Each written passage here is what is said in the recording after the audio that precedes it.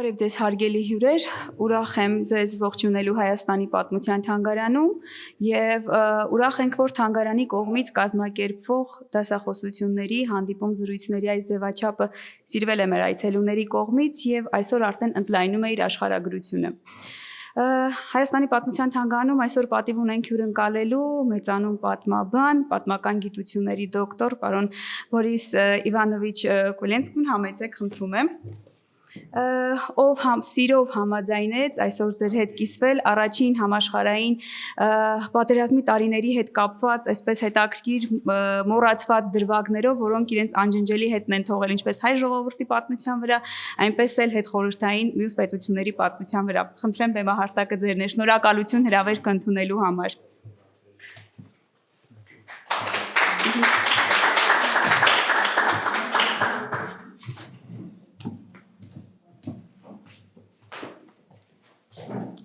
Well, thank you so much for inviting me, and thank you so much for introducing me. It's a great pleasure and a great honor for me to deliver a presentation here in National Museum of History of Armenia. It's a special experience. My paper, my presentation is devoted to memory on the First World War. And I would like to begin it with some small confessions. I would like to tell you about why and when, in what circumstances I began to think about this theme. I would say I would reconstruct the history of my research from my visit of Pantheon in Paris, right? You know, this is a place where great Frenchmen are buried. It's a very strange place. But one site, one memorial site there, a memorial table, is devoted to French writers who were killed in action or died in the course of the First World War.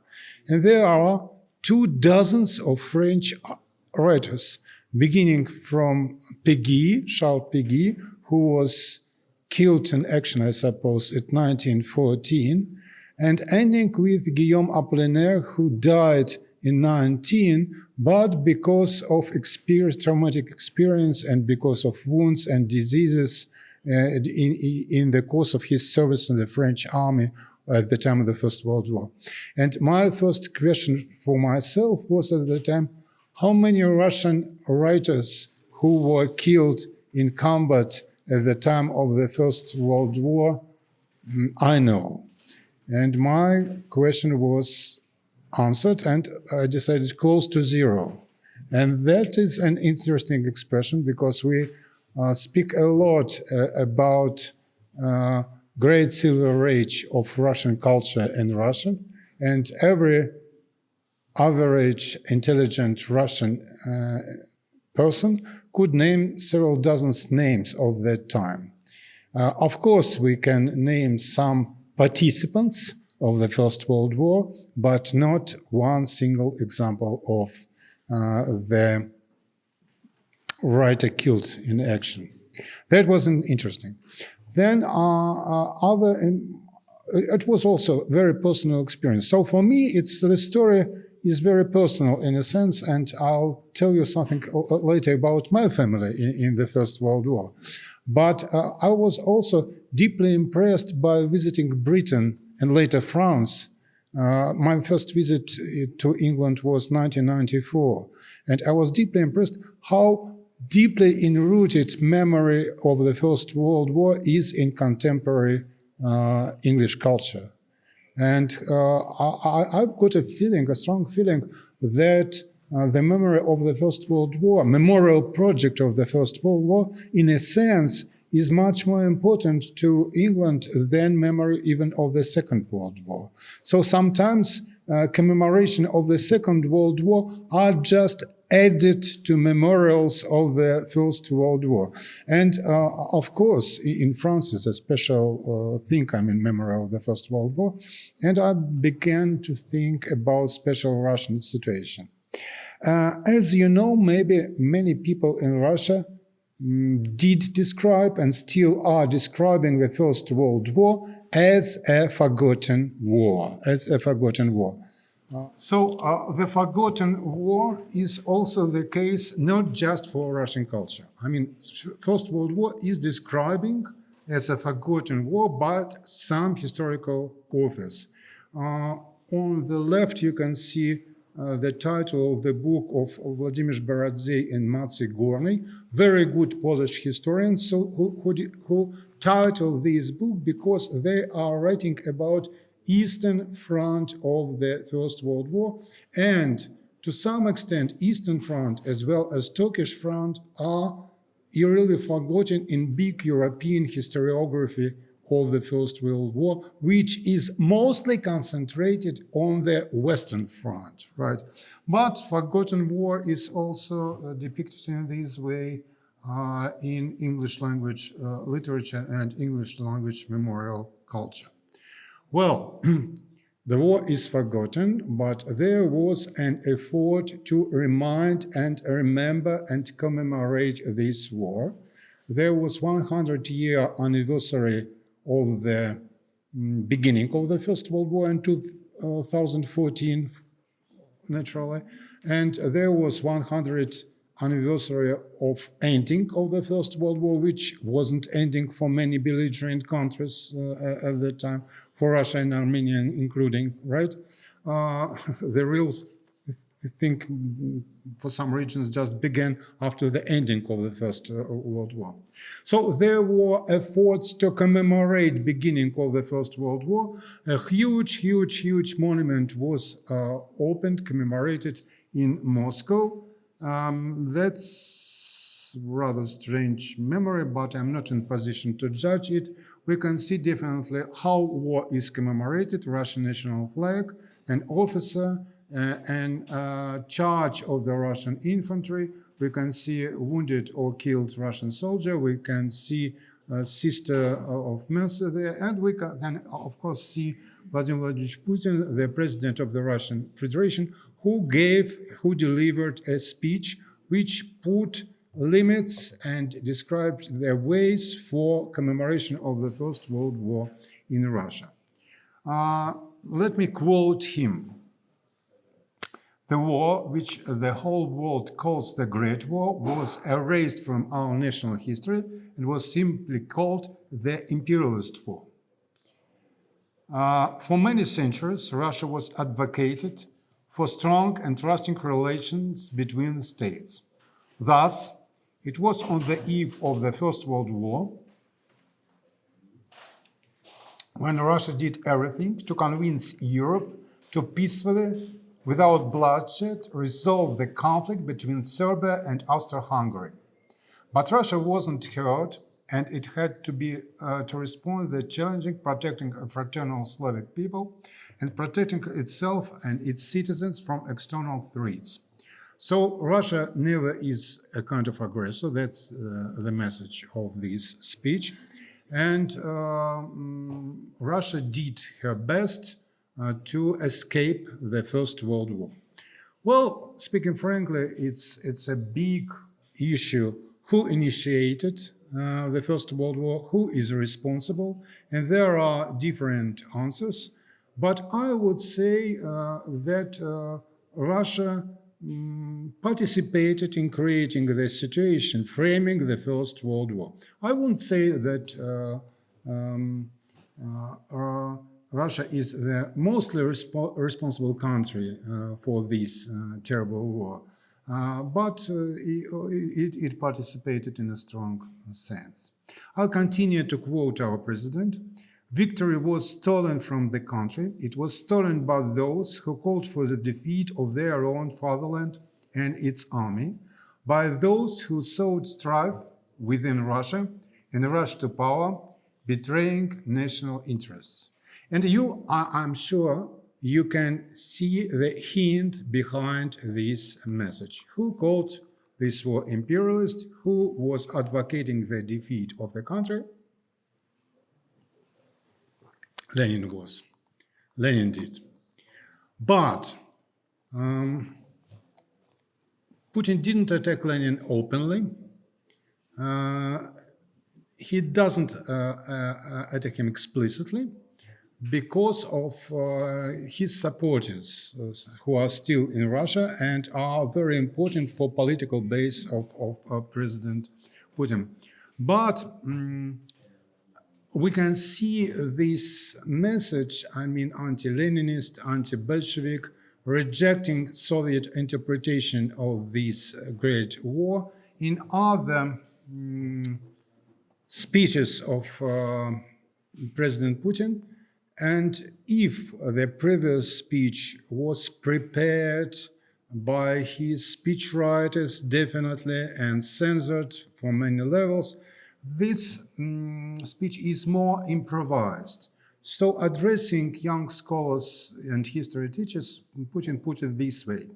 This year, which is 2014, we had spoken a lot about First World War, and I believe that the information about the First World War was presented very correctly and fairly objectively. In practical terms, we returned the names of many of our forgotten heroes and gave new, fairly objective assessments of the events that took place then and the result, which was tragic for Russia. But why was it so tragic? After all, we weren't defeated at the front. Why this assessment? We have destroyed from inside. That's what happened. Russia declared itself the loser. To whom? To a country that itself lost the war. In a word, nonsense. This, in my opinion, is a singular situation in history. The country lost vast territories, achieved nothing, a colossal sacrifice, and nothing more.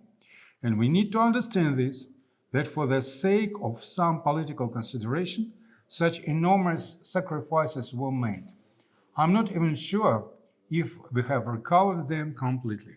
So we also see this line, the conspiracy within, which is an explanation for President Putin of the situation of the First World War. So conspirological theories are very important for explanation of the First World War and the result of the First World War, and I'll mention something later. I would also like to stress that this 100-year anniversary of First World War was used by different memorial actors. They created conferences, they raised foundations, they have their own agenda at this time. And,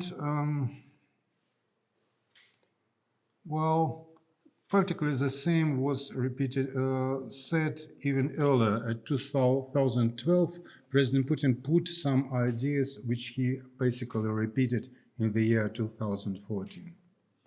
The politics of memory was corrected. The special new days of commemorations were introduced. And the August the 1st is the day of remembrance of Russian soldiers who died in the First World War of 1914-1918. Well, this date was created, but speaking frankly, I don't see much celebrations or commemorations at that very day of the 1st of August of any year afterwards. So I would say in this sense, the war still is forgotten in a sense, in spite of all these contradictional efforts to revive this memory, introduce this memory. That many monuments were created in Russia at that time. Some of them were created, I would say, from above, but there were some initiatives from below. For example, in Volgograd, previously Stalingrad, previously Tsaritsyn, there were grassroots initiative. People raised money.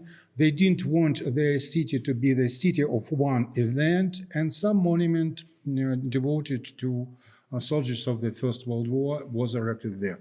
Here we can see the governor of St. Petersburg, my native city, and they opened a monument close to a railway station, the place where echelons of the Russian army was departing to the front, and you can see On one side, it's like a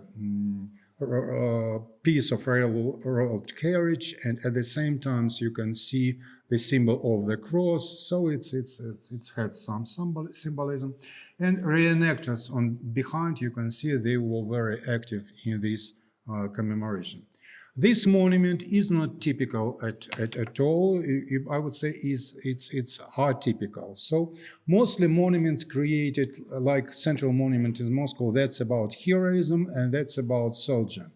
This monument created in Kaliningrad region of Russian Federation, previously Eastern Prussia, is much more about victims, about tragic side of the war, addressing to some, from my point of view, to some images of the 20s. And it was designed by a famous Russian artist who lives overseas right now, by Mikhail Shemyakin. The Forgotten War. For me, First World War isn't forgotten at all and was never forgotten because partially of my personal family history, right? My grandfather, just on the eve of the First World War, was graduated from special technical courses, and he got a position of telegraph cable operator. At that time, it was a huge career for peasant village boy, which my grandfather was. And telegraph cable operator, it was like a smart computer kit right now, so it was like a symbol of technological project. Why it is connected with the First World War? He volunteered to the First World War. His volunteer adventure was, in a sense, a mixture of patriotic motivation and rational calculation. Because as a volunteer, he could make a choice of kind of troops. You understand me, right? So his choice, there was no much at that time military communication, but his choice was closer to it, which were military engineers. So he was volunteer and then non-commissioned officer, and then he was, in the course of the war, commissioned as an officer of Russian Imperial Army engineering troops, right? So he was wounded, he was shell-shocked, he was gazed, so not a nice story, but being in infantry, he would have much less chances to survive, right? So in a sense, this calculation works. Later, First World War for him was a tragedy, a traumatic experience, which repeated and repeated to him. But at the same time, it was a lift of a very rapid upward social mobility, right? So for peasant boy to become commissioned officer at that time, and later he became an officer of the Red Army after the Civil War. For some reasons, he was smart enough to escape Civil War, right? But afterwards, he returned to the army and he ended up as a colonel of the Soviet army, and he retired at the end of the 50s. And from him, I knew a lot about First World War from the time of my childhood, right? Like from the year of about 5, I knew about some sort of unsuccessful offensive. I could name you systems of different rifles Russian army had at that time. The favorite rifle of my grandfather was Arisaka, Japanese rifle, which was sent to Russia as military force.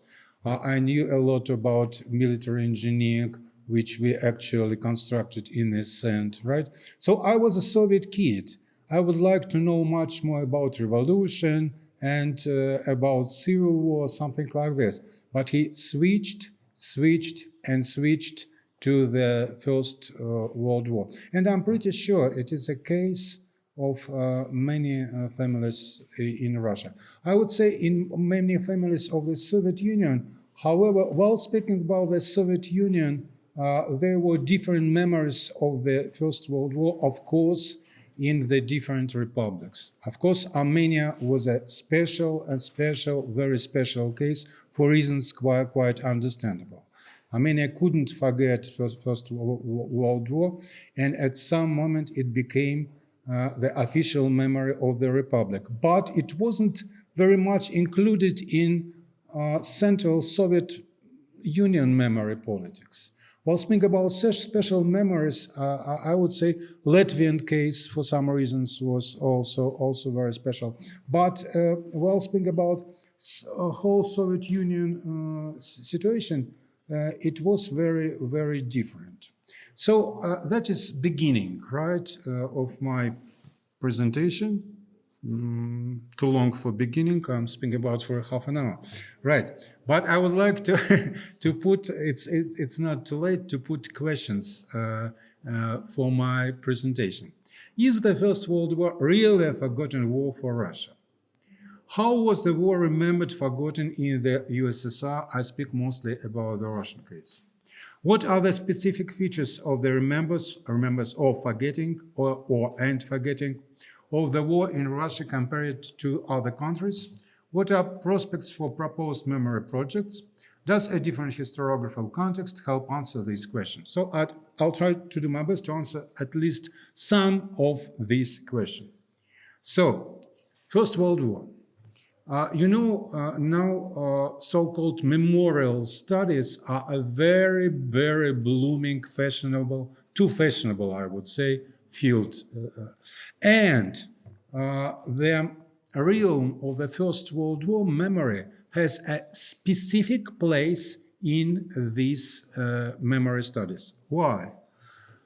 Before Pierre Nara, before Jan Assmann, before Aleida Assmann, before Oleg and other classics of so-called memory studies, there was one very important book released which influenced very much later memorial studies, which is a book of Paul Fassel, which was released 1975, and which is a rare case. They continue to publish and republish this book. So when I bought this book, I bought about 35th edition, right? So a very lucky history of this book. And the very special writer, Paul Fassel, which influenced his book, he was an officer, as you can see, an officer of American Army, American infantry, and he served in the course of the First World War and was wounded, shell-shocked, I think, and got a traumatic experience as a result of his participation in combat action. So he got a special portion of psychological and psychiatric treatment. So First World War was a kind, Second World War was a traumatic experience for him. And the history of culture of the First World War, in my opinion, was a kind of self-therapy for him, right? To work with his own trauma. Later, after ending his military service in the US Army, he got a position of professor of early modern English language literature, and it's a very gentleman field. But he switched to this theme, and his main sources are his literature and memoirs of the First World War. As you know, and I'll tell you later, the English literature is very important for memory of the First World War in the English language world, and he expressed it in his book. He studied it in his book, and I'm simplifying in a very strong way, but the main message of his book was that the real modern memory and the real modern language of war was created in the course of the First World War, right? So his main idea was that it was impossible to speak on war, to speak about war, to write about war in traditional way in the course of this First World War. I mean, the nightmare of technological warfare did very old-fashioned, all classical, romantic, both and realistic ways of depiction of the First World War. The world needed special artistic poetry language, and it was the case. And his book is translated in our publishing house, in publishing house of European University, and actually it's not advertisement because the book is sold out, so it doesn't work this way. But he had a very interesting opponent, Professor Jay Winter. Jay Winter is American professor, and his main field is the history of the First World War. He began as a political historian, then he switched to social history, and then after social history, he switched to cultural history and memory studies. So to some extent, the trajectory of his academic career follow many different contemporary academic trends, right? And he is opponent of Paul Fassel, and he said, in order to overcome the tragic losses of the First World War, people often didn't just try to make their language modern or super modern, but they applied to old poetical and religious patterns addressing to some old-fashioned and conservative in order to overcome these losses. So he is the real opponent of Paul Fassel. You can compare these books. So his book, Sides of Memory, Sides of Sorrow, I think that's the title of the book. This book is also translated by our publishing house, and I hope it could influence somehow Russian language sphere of history of the First World War. Well, speak about Russian situation. Unfortunately, the history of memory on First World War is also covered not by Russian, but by foreign, mostly by foreign scholars. I mean, that's Dan Orlovsky, who he published in Russian also, but he, of course, he's American historian. Aaron Cohen, well, Vera Torts is, of course, Russian in terms of place of her birth, but he works in British academia, so also in some countries he writes English. So Russia was studied in English language literature. And the most important thing, I would say, the book of Karen Petron, also American scholar, unfortunately, who wrote a book on the Great War in Russian memory, which is depicted mostly to the 20s and to the 30s. And that's a great book. I'm really sorry that it is still not translated into Russian, and to my knowledge, not to any other languages. And for that reasons, it was close to being ignored in contemporary Russian academia. Is the First World War forgotten? That was a kind of public opinion poll, or people were interviewed, I forgot the technique, but people were asked to deliver their sources in information in 2014 about First World War. And you can see that is extremely interesting. For what reasons? Well, 3% said that and quiet flows the dawn, which has something to do with the history of First World War. That's correct. But the War and Peace by Lev Nikolaevich Tolstoy, well, it was written decades before the First World War began, as you can understand, which means basically that people know nothing right about the First World War. They don't know much about Alexei Tolstoy. And what is interesting, the same percentage, right? 3% here, 3% there. The battles of Potemkin also doesn't have much. But one thing is even more important. and that is important for our story. There are no one single text in a broad sense. There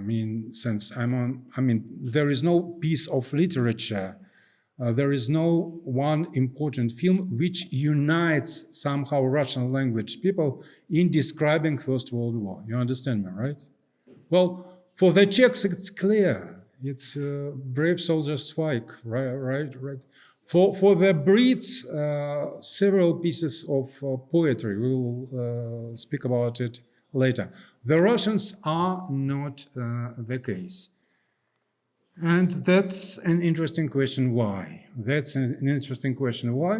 One, I often have an answer, that's a problem of censorship, right? And to some extent that's true. Well, speaking about 20s, 30s, and afterwards, it wasn't safe to write about First World War, that's true. And even some books released were very closely, very briefly, I would say closed, shut up. For example, All Quiet on the Western Front by Erich Maria Remarque initially was very quickly translated into Russia, got good reviews, etc. There were efforts to create special radio performances based on it, but next his books were not translated, and even these books was described as bourgeois pacifists, nightmare, and so on. So it was censored. Of course, well, Brave Soldier Zweig was translated, but there couldn't be translation of Junger or somebody else, of course. So it was dangerous to write it. But I would say it's not the only case. The tragedy of the First World War in many regions of the Soviet Union, of course not in Armenia, war overshadows by terrible things of the First Revolution and the Civil War, right? So at that time, war came closer, where war, in a sense, came into the houses, right? So I would say later people got more traumatic experiences than, well, while speaking about censorship, I would say this thesis doesn't work. Why? Because we in Russia have a very developed and interesting culture of Russian literature abroad. I mean, literature and culture of Russian immigration. And we can't find great examples of literature in not censored Russian literature there as well, right? So it's explanation, I got it, I accept this explanation, but not 100%, I would say. So even for people in immigration, revolution and civil war overshadowed First World War. But here my objections begin. Well, and to some extent I follow the lines of Karen Petron. The special version of the First World War existed in Soviet ideology, in Soviet political myth-making. Well, the opposition of the First World War was a very important part of the Bolshevism, and to some extent, in some circumstances, it was legitimation of the Bolshevism, I mean, this opposition. And kids were named after opponents of the First World War. We can see here on this picture, Zhares Alferov, Nobel Prize winner, and Zhares Medvedev, also scientist, but mostly known as a famous Soviet dissident, the brother of Roy Medvedev. So both of them were named after Jean Jaurès, right? French socialist leader who was opponent of the First World War and was killed, was shot on the eve of the First World War. So that was a kind of special kind of the First World War, which were preserved. But while speaking about Soviet memory at the 20s and even in the 30s, we can't find one single memory project.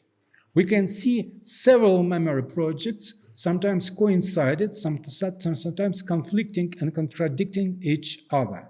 And you know one of the most famous cases, General Brusilov, right? So you know a lot without me about Brusilov, that you know that 1916 famous Brusilov offensive against Austrian army. You know also that later in the course of the Civil War, not at the beginning of the Civil War, but in the course of the Civil War, he got high positions, more symbolic but still high position in the Red Army, and he is famous for his appeal to the Russian officers to enlist to the Russian army as a patriotic duty at the time of the Soviet-Polish War. And he died, I think, 1925, and very shortly, in spite of his memory will, these memoirs were published.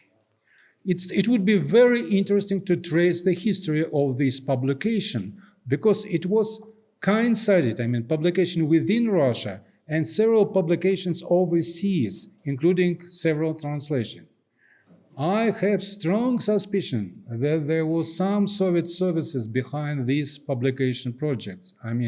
The secret story of Soviet historical publication in the 20s is still to be written, to be researched and written. So General Brusilov was somehow included in Soviet memorial project. However, in the 30s, he was a little bit silenced, but then he was mobilized again. The Second World War initially was described by Soviet propaganda as the Second Imperialist War, repeating to some extent the First World War.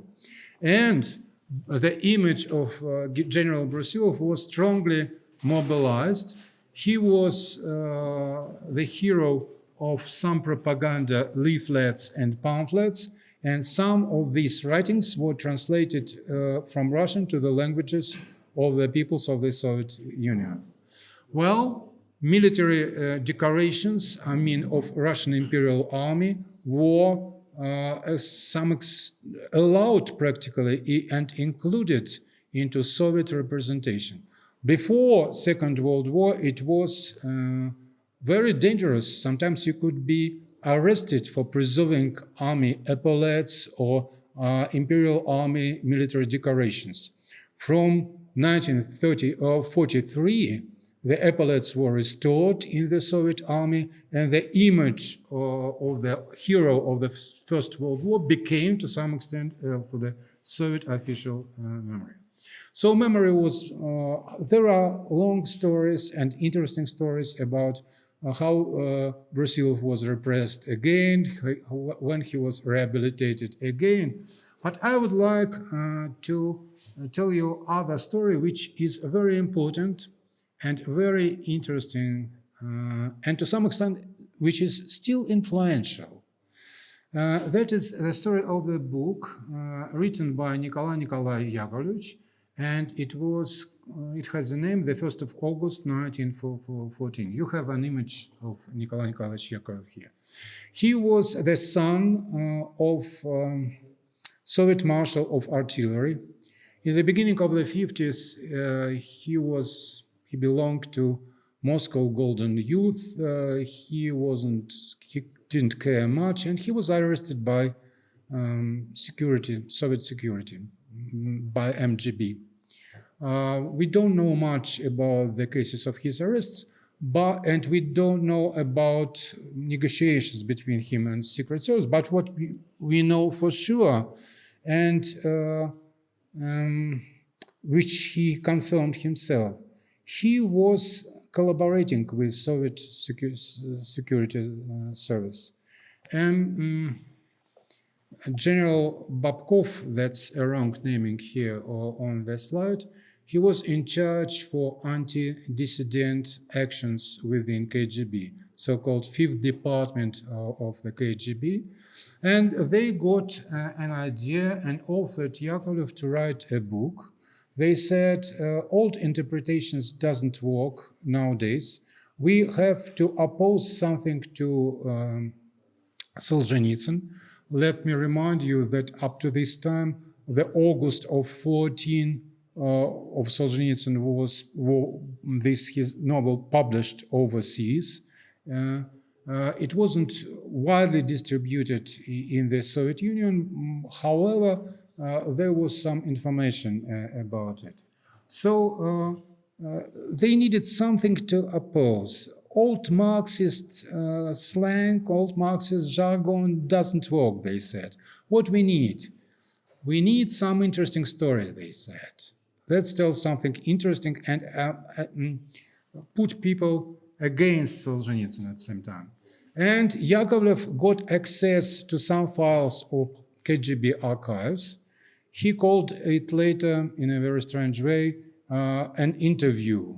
So he got these papers of, which he called interviews, with arrested Russian politicians. And the core of his story is the story of Freemasons as an integral part of the Russian Revolution. So basically, the story is Freemason, which is a tool of Russian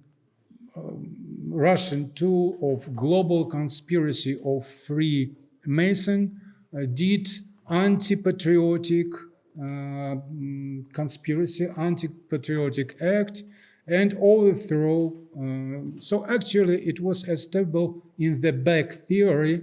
The provisional government is anti-patriotic, and the Bolsheviks, in some sense, overthrowing provisional government, did a patriotic thing because they were fighting this Masonic conspiracy. And to some extent, this idea of Babkov and Yakovlev, it worked, right? So the book was absolutely bestseller at that time. I remember the time it was an item of black market. You can get a lot of things in exchange for this book. 100,000 copies of Молодая Гвардия publishing house were released. And same year again 100,000 copies, right? So it was a real success. However, there was a huge discussions between Russian professional historians concerning this book, which was good basically for historians because of these discussions. The corridor became quite different. You could speak about different situations because of this internal party struggle between KGB and ideological department of the Central Committee, how to describe the history of the First World War and the history of revolution. So it was profitable for professional historians. But what we can see that this conspirational theory still is very influential in Russia. And we can find some traces of this theory in the speeches of President Putin, which I quoted above, right? The step in the back theory still lives and is very, very influential. Memory of General Brusilov is revived. Now we have monuments. We have different monuments on First World War in Russia. However, it didn't help much to revive this memory on non-formal level. The Russian diplomacy also tried to make memory of the First World War as a cultural diplomacy project, right? Here you can see a monument erected in Paris, France, right? And you can see President Putin, and at that time, I don't know who this gentleman is, but high-ranking person from the French government, and they are unveiling this monument. The message is clear: to remind France, which was an ally of Russia at the time of the First World War, somehow united. But it is difficult and dangerous to erect monuments which you don't control, basically, on alien territory. That is this monument in the course of the so-called Pussy Riot affair, right? So the people did it this way. Of course, that's the case of vandalism, but nowadays you must predict it.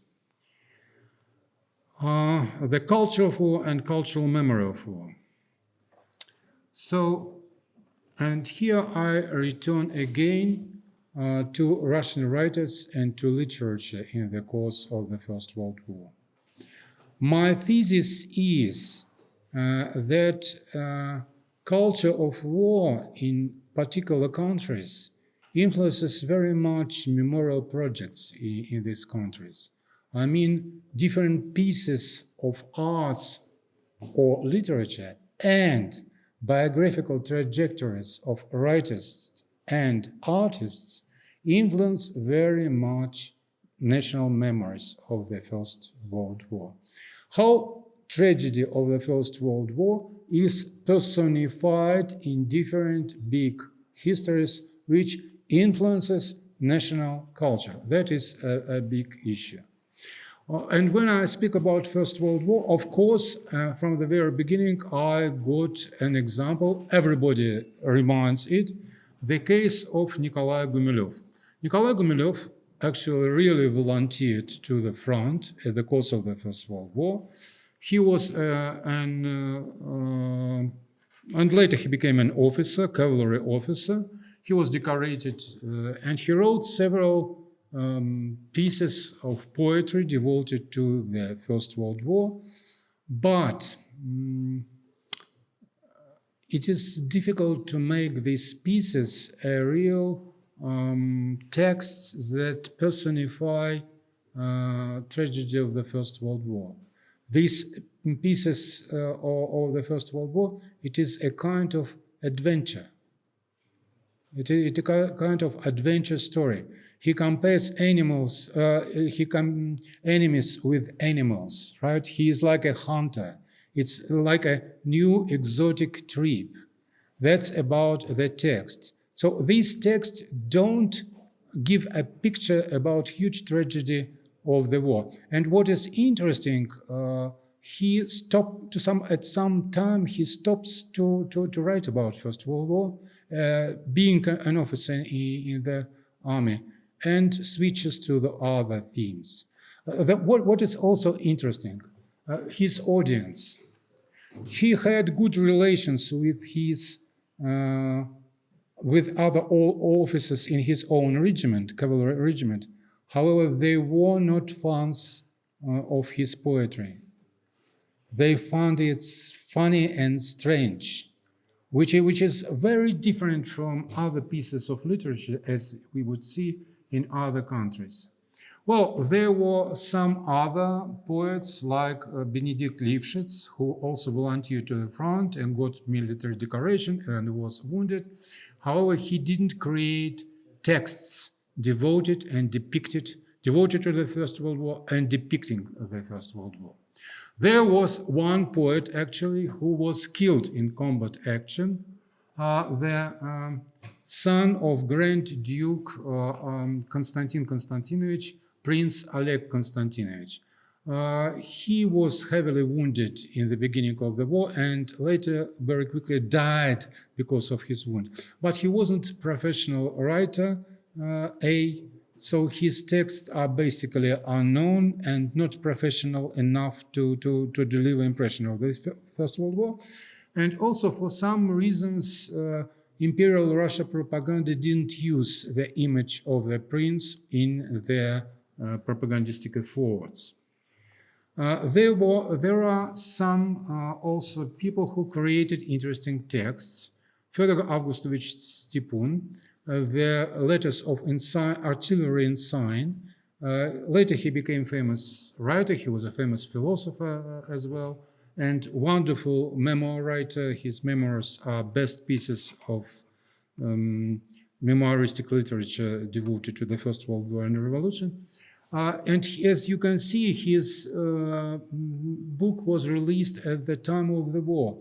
However, it wasn't talented enough to influence public opinion, and at 1917 also it was too late to write such kind of book because it was quite a different agenda at that time. Then also a famous book writer, People at War, Sofia Fedorchenko, and it was famous book. I could tell you later about it, but it wasn't also influential book to the extent to create a kind of nationwide symbol of the First World War. Several Russian painters actually were killed in the action. Mikhail Ledantu, Vladimir Burlyuk, the brother of famous Burlyuk, Konchalovsky was wounded, so many writers and poets participated. However, this coincidence, participation in the war, creation of pieces of arts and literature in the course of the war, and getting a huge audience among national literary audience, it wasn't the case of Russia. So you know that nowadays Russian popular posters, pseudo-popular posters, like are symbols of the First World War. But could these posters be depicted as a symbol of tragedy and mechanized warfare? From the point of view of the style, it was funny and interesting sometimes, but it's not enough to create memory. That is an interesting picture. And nowadays, there are some efforts to create this picture as a symbolic picture of the First World War. Kuzma Petrov-Vodkin, the famous and good Russian painter, in the line of the fire, you can see an officer at the moment of his death, or something between life and death. That's very, very moment. From artistic point of view, it is interesting.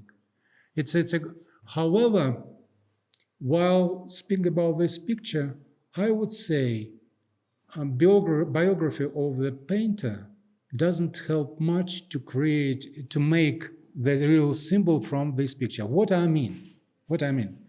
At the beginning of the war, Kuzma Petrov-Vodkin was very fond of war. He was ultra and hyper-patriotic at the beginning. However, when it was time for him to be mobilized at the army, he became less patriotic, you understand me? Right? So finally he was mobilized, but he was mobilized to Izmailovsky Imperial Guard Regiment, and there was a whole company composed from artists. And their service in the army wasn't really real, actually, right? So in this sense, to some extent, the biography of the artist doesn't support the image and the message of the picture. It's a good picture, and actually its message multidimensional, right? But biography also. That's it was cover of the book released by Russian Museum. So this picture is central in a contemporary memorial project and its visual representation. What I mean? Several wonderful pieces of art by Nathan Altman. The famous and wonderful picture of Akhmatova and the bronze self-portrait of him. Good pieces of art. But can you imagine that these pieces of art were created in the course of war? Can they be a kind of symbols of the First World War? No way. And I would say, maybe I'm too straightforward, but that's a huge problem, and that's a gulf between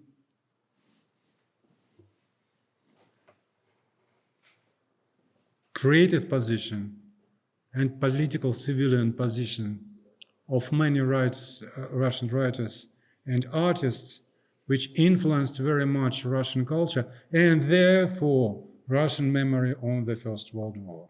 So why the war was forgotten? That is because of specific position of many Russian intelligentsia at that time. And it's quite different from situation in some Western European countries. Rupert Brooke was a kind of prophet of his generation in England. He died in the course of Dardanelles expedition. He was a poet, and his book of verses got 13 editions and was very popular among British, at least British frontline commissioned officer. There is a huge cohort of British war poets. The most popular of them is Wilfred Owen. The question is, who is the most researched English language writer? That's the question. Well, the answer you have got now is, of course, William Shakespeare, right? Without questions. And you are right, right? But who is the second? Number two, Wilfred Owen is, right? So his military verses are very important for British perception of the First World War.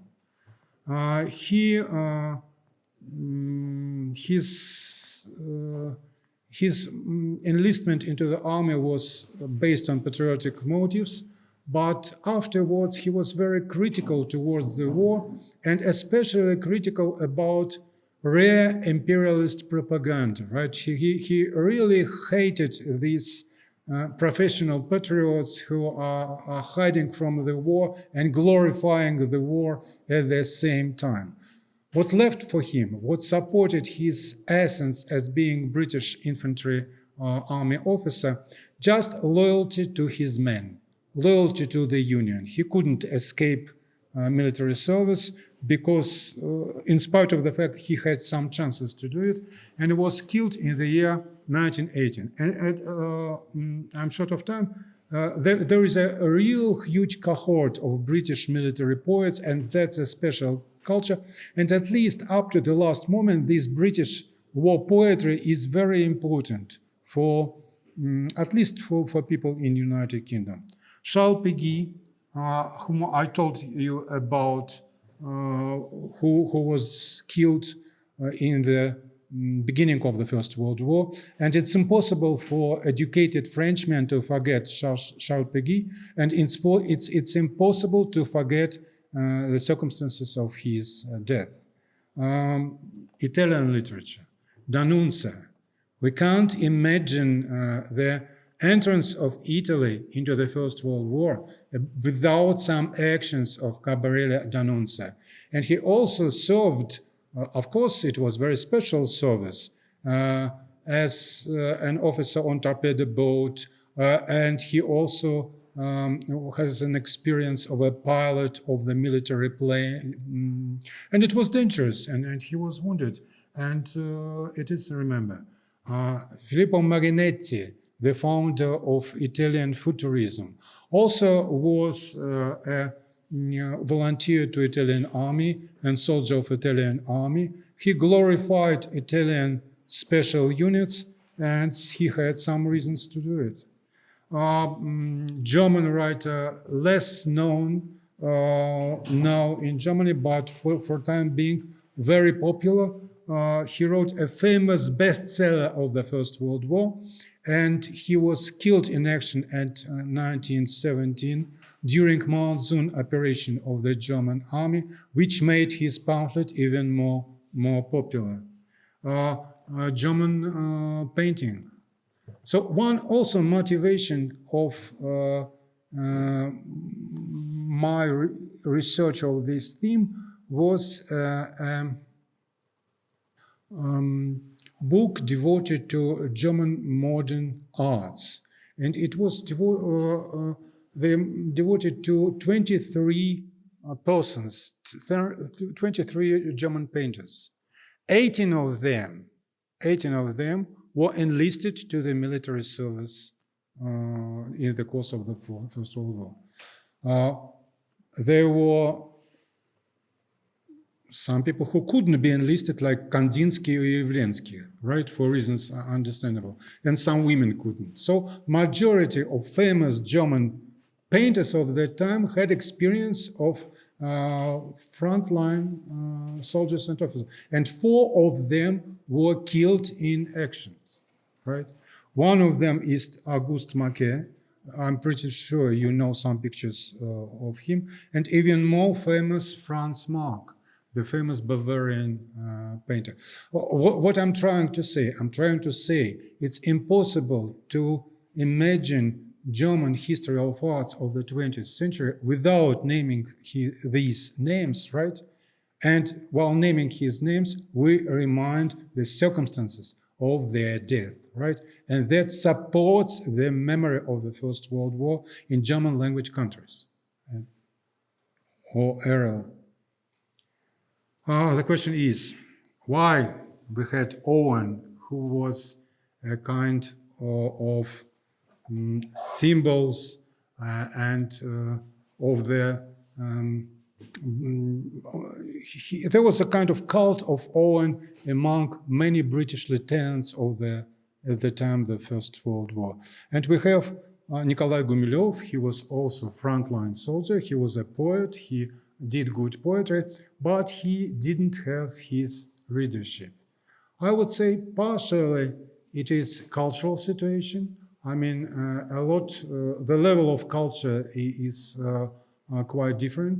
The splitting of Russian culture, people of different ethnic background, different social background, cultural background, you don't have necessary cultural cohesion to have a broad readership. So I would say again, there were war poets and the British war poets at the time of the First World War, and there was a huge reading audience of these poets among front-line soldiers and officers. That is important, and that didn't exist in Russia. And partially, I would like to repeat it again, it's a result of position of many Russian writers, poets, artists, who did their best to escape military service, not being brave enough to oppose the war at the same time.